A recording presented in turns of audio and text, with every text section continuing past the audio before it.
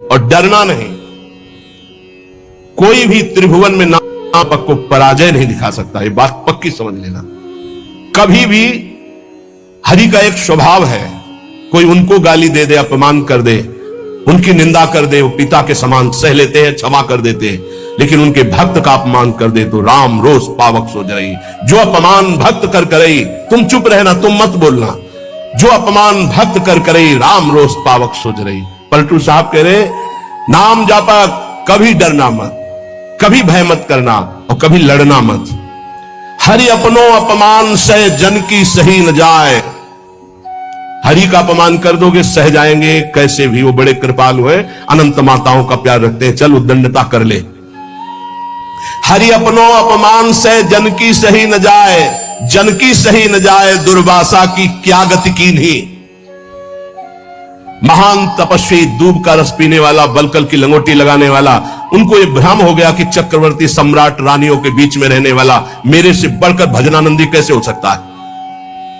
जाकर के कृत्या प्रकट कर दी उनका, अम्बरीश जी को कष्ट देने के लिए दुर्वासा जी के द्वारा प्रकट की हुई कृत्या भगवान के निज पार्षद सुदर्शन जी ने भस्म कर दिया और त्रिभुवन में दौड़ाया दुर्वासा जी को। अंततोगत्वा अम्बरीश जी के पैरों में गिरना पड़ा महान तपस्वी भगवत स्वरूप दुर्वासा जी को। जन की सही न जाए, दुर्वासा की क्या गति कीन्हा, और भुवन चतुर्दश फिरे सबे दुरियाए जो दीन्हा। सबसे पहले भाग कर गए भगवान शंकर की शरण में, क्योंकि भगवान शंकर के अंश से प्रकट हुए दुर्वासा जी है। भगवान शंकर ने कहा, मैं हरि का द्रोह करने वाले को तो विचार पूर्वक रास्ता बता सकता हूं, लेकिन हरिदास का, भगवान के भक्त का द्रोह कर दे, ये मेरी सामर्थ्य नहीं कि मैं इस समय सुदर्शन को प्रार्थना करके रोक सकूं या तुम्हें कैलाश में रख सकूं। तुरंत यहां से निकलो। सबे दुरियाए जो दीन्हा, ब्रह्मा जी के पास गए। ब्रह्मा जी ने कहा तत्काल निकलो, नहीं सुदर्शन चक्र अनर्थ कर देगा ब्रह्मलोक में। हरि के पास गए और कहा आपका एक व्रत है कि मेरी शरण में चाहे जितना बड़ा अपराधी आ जाए मैं कभी त्यागता नहीं हूं। तो भगवान ने कहा अपराधी कितना भी बड़ा चराचर जगत का हो मैं उसे शरण दे सकता हूं, लेकिन मेरे भक्त का अपराधी, उसके लिए कोई गुंजाइश नहीं। अब ये सुदर्शन मेरी आज्ञा में नहीं है। अगर अम्बरीश जी कह देंगे तो ये सुदर्शन शांत हो सकता, अन्यथा नहीं। भाग के अम्बरीश जी के ही चरणों में आना पड़ा। पाही पाही करि परे जबे हरि चरण न जाई, तब हरि दीनी जवाब मोर बस नाही गुसाई। मोर द्रोह करि बचे, करो जन द्रोहक नासा, माफ करे अम्बरीश बचोगे तबे दुर्वासा। मेरा अपराध कर दे तो मैं क्षमा कर सकता हूं, भक्त का अपराध कर दे तो नहीं। इसलिए जाओ, अगर अम्बरीश जी क्षमा करें तो क्षमा हो सकती है। तो पलटू द्रोही संत कर तिन्हे सुदर्शन खाए, हरि अपनो अपमान से जन की सही न जाए। इसलिए निर्भय निश्चिंत होकर के निरंतर नाम जप करो। श्रीपाद प्रबोधानंद जी कह रहे मत करो, ऐसा कोई कर्म मत कर जिससे तेरी दुर्गति हो जाए। नावद, ऐसी कोई बात मत बोल जिससे तेरे को अपराध लग जाए। ये वाणी है अमोल, बहुत विचार पूर्वक बोलना चाहिए। विस्मराशेष दृश्यम, भगवत प्राप्ति का स्वरूप है कि संसार और शरीर की याद न रह जाए। क्या कर, स्मर मिथुन महस्तत् गौर नीलम स्मरार्थम।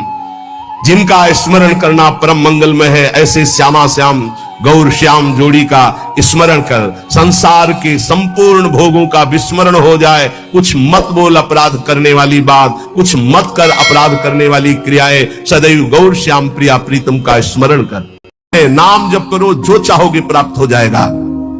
जप ही नाम जन आरत भारी, मिटहि कुसंकट होहि सुखारी।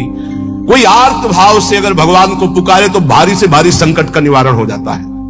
भारी से भारी संकटों में जीवन में देखा है, बस आर्त भाव से पुकारो और काम हो गया। हरि नहीं बोल पाए थे गजराज, न जाने कितने समय से युद्ध कर रहे थे, पूरा हरि नहीं निकल पाया तो हरि आ गए और बचा लिया। जो भगवान का आश्रय लेता है, भगवान का नाम। द्रौपदी जी को विलंब इसलिए लगा कि उन्होंने अन्य आश्रय लिया, लेकिन जो ही भगवान को पुकारा तो यही वस्त्रावतार हो गया। विश्वास मान लीजिए, मेरे प्रभु बहुत करुणामय है। सच्ची आपसे कहते हैं, एक बार प्रभु को समर्पित होकर उनके नाम को जप करो, देखो कैसे क्या हो जाता है। परिवर्तन परिवर्तन ही परिवर्तन, आपके जीवन का परिवर्तन होता चला जाएगा। आज तक जो भी ऊंचाई पर चढ़ा है वो नाम के द्वारा। 4 प्रकार के भक्त है, आर्त, अर्थार्थी, जिज्ञासु और ज्ञानी। चारों नाम जप के प्रभाव से अपने अर्थ की प्राप्ति और संकट की निवृत्ति और भगवान को जानना और जानकर भगवान में स्थित हो जाना ज्ञानी। बोले वैसे तो चारों प्रकार के भक्तों को भगवान के नाम की ही द्वारा स्थिति प्राप्त होती है, पर ज्ञानी को भगवान विशेष प्यार करते हैं। क्यों? ज्ञानी कौन? जाहि न चाही कबो कछु, ब्रह्मभूता प्रसन्नात्मा न सोचति न कांक्षत, जिसके अंदर कोई कामना नहीं और नाम जप कर रहा है भगवान को बहुत प्यारा होता है। वैसे चारों युगों में, चारों वेदों में नाम का बहुत प्रभाव गाया गया है। वेदों में उद्गीत से जो प्रणों की महिमा वर्णन की गई है, पूछो मत, प्रणव भी तो भगवान का ही नाम है ना, ओम। ऐसा अद्भुत महिमा ओम की वर्णन की गई है।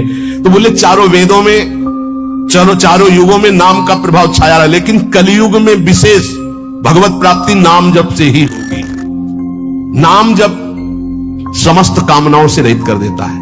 खूब जपो, देखो नाम जप करते करते समस्त कामनाएं नष्ट हो गई, शांत हो गई, भगवान की प्रेम लक्षणा भक्ति में डूब गए, और वो डूबे हुए भी नाम जब कभी नहीं छोड़ते। जब प्रेम में डूब गए तो नाम छूट गया नहीं।